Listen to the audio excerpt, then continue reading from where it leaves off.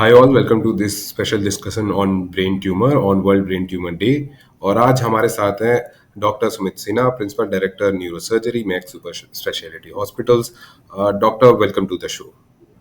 Thank you. Sir, मेरा आपसे पहला क्वेश्चन है कि what exactly is brain tumour and how does it form? देखिए, brain tumour is a collection or a growth is a collection of cells which grow on their own. ये वो sales हैं जो इकट्ठे होते हैं और फिर अपने आप ही मल्टीप्लाई होके बड़ा होने लगते हैं।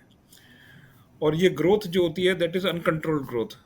सो नॉर्मली ग्रोथ होती है किसी बॉडी पार्ट की तो वो that is under control and with in certain proportions, but the growth of the tumour which happens per se by definition is uncontrolled, and it has to happen. Basically, this is the normal natural sequence of a tumor cell. So once a tumor cell forms, it replenishes itself by growing and multiplying until it becomes increased in size and causes symptoms because of the presence of a large mass inside the head, or pressure symptoms and other symptoms that I will shortly elaborate.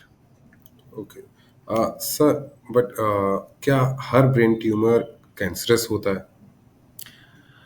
Well, I mean, this is a very good question. Normal public में brain tumour का जो नाम आते ही people then they are very very scared, and they think that this is a cancer. But let me tell you that brain tumors can be of two types. First is the benign brain tumor, and the another one is the cancerous or malignant brain tumor. So uh, the brain tumor, when we say this, means that the tumor, once it is removed, it will not come back again in most of the probabilities. I mean, it is more usual that if we remove it completely, then they do not come back again. Howsoever, on the opposite, the malignant brain tumors, if they are very very notorious in some things, like they grow fast in the matter of months, number one. Okay. Number two, they are not amenable to any form of surgical or any form of adjuvant treatment like chemotherapy or radiation.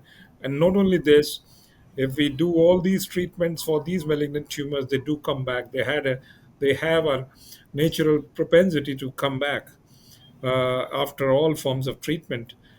So benign brain tumors are, I mean, are good to have because they grow slowly. They are amenable to treatment and sometimes cure also. Okay. But the malignant brain tumors, they are rampant and ruthless, aggressive tumors of all spectrums, from mild aggressiveness to severe aggressiveness, and they always recur back. However, maybe in some small percentage cases, brain tumors, malignant ones, they do spread outside the body also, but it is not a common scenario in brain malignant tumors. A brain tumor remains mostly inside the brain itself, however, and it causes damage to the parts of the important parts of the brain. आई सी। तो sir, ऐसे कौन से symptoms हैं जिसे किसी भी एक normal person को पता होनी चाहिए कि जिनको देखते ही वो उन्हें कभी इग्नोर ना करे जब ब्रेन ट्यूमर की बात Very आती important question. I mean, this is through your channel. I mean, this should go to the public because it is very very important. One has to be aware about his symptoms. हमारे देश में ज़्यादातर लोग इतना aware नहीं है कि उनको अपने सिम्टम्स जो हो रहे हैं उसकी वो लिंक कर पाए कि ये ब्रेन ट्यूमर हो सकता है। या अपने नॉर्मल कामों में इतना मशगूल रहते हैं कि they don't find time to to get themselves screened, or even to think that their symptoms can be because of the brain है। Right. tumor. So the first and the foremost symptom is the headache. uh, sir में दर्द चाहे किसी भी कारण से हो, उसको लाइटली नहीं लेना चाहिए। स्पेशली कुछ सर के दर्द के सॉरी, कुछ सर के दर्द के जो लक्षण है वो मैं बता दूं, जो कि डायरेक्टली लिंक करते हैं कि ये हेडेक ब्रेन ट्यूमर की वजह से हो सकता है। सीवियर हेडेक होना, सीवियर एंड परसिस्टेंट हेडेक होना, रोज-रोज या फ्रीक्वेंटली हेडेक होना, ओके, दवा से भी हेडेक ठीक नहीं होना, और दवा हेडेक ज़्यादातर सुबह के टाइम होना। तीसरा, हेडेक के साथ उल्टियाँ आना, और उल्टी अच्छा, से थोड़ा हेडेक में रिलीफ हो जाना। तो ये कुछ सर दर्द अगर इस प्रकार के होते हैं तो वो ब्रेन ट्यूमर से रिलेटेड हो सकते हैं। इनको लाइटली ना लें, और हमेशा अपने पास के न्यूरोलॉजिस्ट या न्यूरोसर्जन को कंसल्ट करें अगर आपको ऐसे हेडेक्स होते हैं। और यही नहीं, हेडेक जो कि और सिम्पटम्स के साथ हों, जैसे कि आंखों की रोशनी कम होना, किसी हिस्से में पैरालिसिस का लक्षण होना, अगर इसके साथ ओके, हेडेक हो रहे हैं तो ये बहुत ही सिग्निफिकेंट होता है, और ये पॉइंट करता है कि पेशेंट को कहीं ब्रेन ट्यूमर की समस्या तो नहीं है। तो ये तो एक हेडेक हुआ।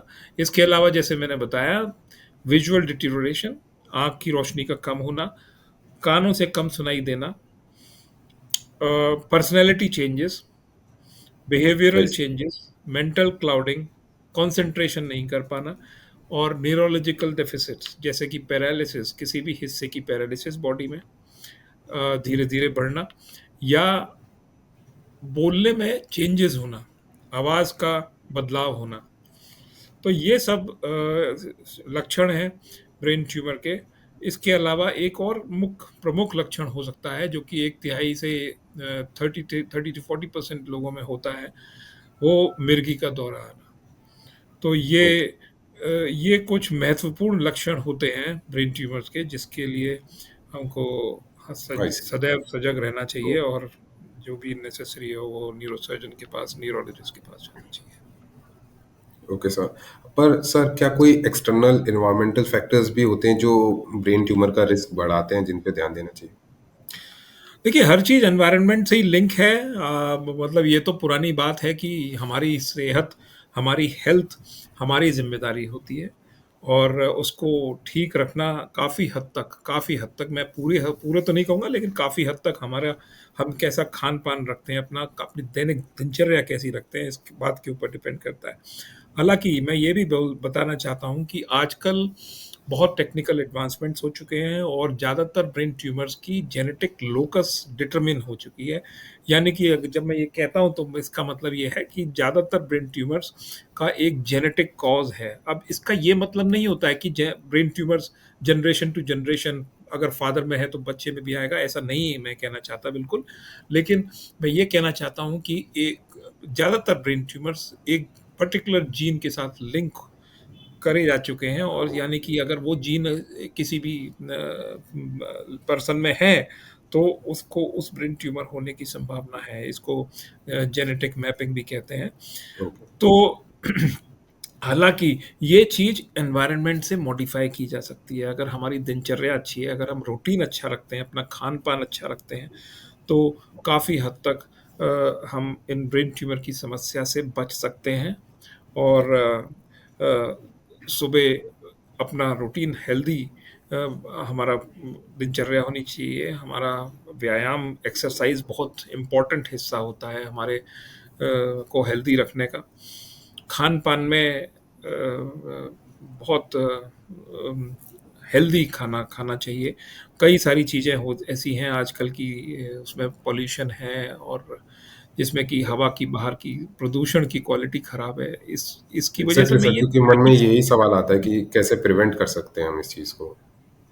प्रिवेंशन, आप अगर मैं कहूँ तो अच्छी दिनचर्या रखना, अच्छा अपना हेल्दी लाइफ़स्टाइल जिसको कहते हैं वो रखना, और इसके साथ-साथ अपने सिम्पटम्स के प्रति अवेयर होना, और अगर मान लीजिए हेडेक है, हो रहा है, तो फिर उसको इग्नोर ना करें, और न्यूरोसर्जन या न्यूरोलॉजिस्ट के पास जाके इसकी जाँच कराएँ। ज़रूरत होती है, क्योंकि हमारे देश में क्या होता है कि इसी इग्नोरेंस की वजह से ज़्यादातर ब्रेन ट्यूमर्स तब पता चलते हैं जब वो या तो बहुत बड़े हो जाते हैं, या फिर वो जब पैरालिसिस पैदा कर देते हैं। अगर मरीज़ सजग होंगे, अलर्ट होंगे, अवेयर होंगे अपने सिम्पटम्स के लिए, तो फिर हम जल्दी उनको डायग्नोज़ कर सकते हैं, और शायद ये भी एक रीज़न है कि आज की डेट में हमको ज़्यादा ब्रेन ट्यूमर्स देखने को मिलते हैं, बजाय इसके कि आज से 20 साल पहले हम देखते थे। ये पेशेंट की अवेयरनेस और अलर्टनेस का ही परिणाम है कि पेशेंट जरा सा सरदर्द होते हैं, आजकल मेट्रोपॉलिटन सिटीज़ की बात कर रहा हूँ मैं, ये they are well educated people, they come to us and they ask for the reason for their headache so that they get investigated, and then we get to pick some brain tumor inside them, unfortunately. तो इस तरह से उसका जल्दी diagnose कर सकते हैं और उसको जल्दी ट्रीटमेंट शुरू कर सकते हैं। Okay sir. सर, जैसा आपने बताया कि ब्रेन ट्यूमर के केसेस बढ़ते जा रहे हैं, और मेरा आपसे सवाल रहेगा कि क्या ये किसी पर्टिकुलर एज ग्रुप या किसी पर्टिकुलर जेंडर में ज़्यादा देखे नहीं, जा रहे हैं? देखिए, क्या ये तो उनका रिश्ता? ब्रेन ट्यूमर तो किसी भी एज ग्रुप में हो सकता है, उसमें, और या फिर किसी भी जेंडर में हो सकता है, मेल या फीमेल दोनों में। कोई इसमें ऐसा नहीं है कि मेल में ज़्यादा या फीमेल, कुछ ट्यूमर फीमेल में ज़्यादा होते हैं, कुछ ट्यूमर मेल्स में ज़्यादा होते हैं। ओके। और एज वाइज पर्टिकुलर किस तरह का ब्रेन ट्यूमर होता है वो एज वाइज निर्धारित होता है। जैसे बच्चों में different set of brain tumours होते हैं जो कि ज़्यादातर जेनेटिक होते हैं और पहले 2 साल में, पहले 1 साल में ही मैनिफेस्ट हो जाते हैं। वो काफ़ी एग्रेसिव ट्यूमर्स होते हैं, जल्दी बढ़ते हैं जनरली। एडल्ट्स में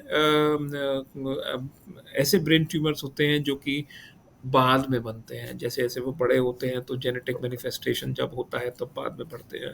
इसके विपरीत जो एल्डरली ग्रुप है उसमें उसमें इस तरह के ब्रेन ट्यूमर्स होते हैं जो कि शरीर के किसी और हिस्से से आए हुए होते हैं, जिसको कि कहते हैं मेटास्टैटिक ब्रेन ट्यूमर्स।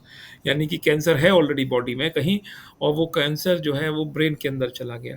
तो ये ओल्डर ओके। पॉपुलेशन में ज़्यादा कॉमन होते हैं। Okay sir. सर, मेरा लास्ट सवाल आपसे रहेगा कि वो कौन से लेटेस्ट एडवांसमेंट है जो ब्रेन ट्यूमर सर्जरीज में या नॉन इन्वेसिव ट्रीटमेंट्स में आ चुके हैं, जो हमें पता होने चाहिए? ये बहुत अच्छा सवाल है। आजकल पब्लिक समझती है कि ब्रेन ट्यूमर हुआ तो अब तो बस बात ही खत्म हो गई, and then it is very difficult to survive now, but ऐसा नहीं है। बेनाइन ब्रेन ट्यूमर, जैसा कि मैंने बताया, देखिए वो काफ़ी हद तक क्योर पॉसिबल है उसमें। एक बार निकल जाते हैं तो वो काफ़ी लंबी ज़िंदगी, या फिर उस ट्यूमर का खतरा फिर कभी रहता नहीं। इसके अलावा इस ब्रेन ट्यूमर्स, चाहे वो मेलिग्नेंट हो चाहे बेनाइन हो, काफ़ी सारे ट्रीटमेंट्स हैं जो कि आज की डेट में with technological advancements there are available there in India itself, in our hospital itself they are available, which increase the lifespan of the patient. They cause cure in some instances, and they cause a long tumor free life of the patient. तो इसमें से अगर हम non surgical techniques की बात करें तो सबसे ज़्यादा जो है रेडिएशन आज की डेट में कॉमन है। हालांकि उसकी भी अपनी अपनी लिमिट्स होती हैं, किसी एक इंडिकेशन में दिया जाता है। इसमें अगर रेडिएशन, कई तरह के रेडिएशन होते हैं, जिसमें कि लीनियर एक्सेलरेटर से दे सकते हैं, स्टीरियोटैक्टिक रेडिएशन से दे सकते हैं, या आज की डेट में बहुत पॉपुलर है गैमा नाइफ ट्रीटमेंट और जैपैक्स ट्रीटमेंट। तो इसमें फोकस्ड किरणों से, फोकस्ड रेडिएशन की किरणों से ब्रेन ट्यूमर को वहीं के वहीं जला दिया जाता है, और ये बहुत ही एक सिटिंग का प्रोसीजर है, एंड देन कुछ लिमिट तक, आई मीन, जो ट्यूमर्स हैं उनके ट्रीटमेंट में ये कामयाब होता है। फिर कीमोथेरेपी आ जाती है अगर हम नॉन सर्जिकल ट्रीटमेंट्स की बात करें तो, और ये जनरली मेटास्टैटिक या मेलिग्नेंट ब्रेन ट्यूमर्स में दी जाती है उनकी ग्रोथ को कम करने के लिए। और lastly not the least surgery है, और इसमें सर्जरी में कई तरह के एडवांसेस हैं, जैसे minimally invasive neuro surgery, endoscopic neuro surgery. हम दूरबीन से जाके अंदर छोटे से छेद से हम सारे ट्यूमर को बाहर निकाल लेते हैं। उससे फ़ायदा ये होता है कि आसपास के ब्रेन टिश्यू का डैमेज बहुत कम होता है, और छोटा सा इंसिजन होता है तो पेशेंट की छुट्टी भी जल्दी हो जाती है। ऑपरेशन के बाद सर जो पेन होता है वो कम होता है। तो काफ़ी ज़्यादा ऐसे एडवांटेजेस होते हैं मिनिमली इन्वेजिव न्यूरो सर्जरी या एंडोस्कोपिक न्यूरो सर्जरी के। नाक के ज़रिए जाके हम ट्यूमर निकाल सकते हैं। तो ये सारे मिनिमली इन्वेजिव टेक्निक्स होती हैं न्यूरो सर्जरी की ब्रेन ट्यूमर निकालने के लिए, जो कि आज की डेट में ओके। अवेलेबल है इंडिया में हमारे हॉस्पिटल में, max super speciality hospital Dwarka में। Well, Dr. Sumit Sinha, thank you for joining us on World thank Brain you. Tumor Day. Viewers, it's important to stay informed, remain alert, और early symptoms को जज करना बहुत important है। So stay absolutely. Aware, Stay healthy, and thank you all for joining us for Thank this you. important Thank you so conversation. much.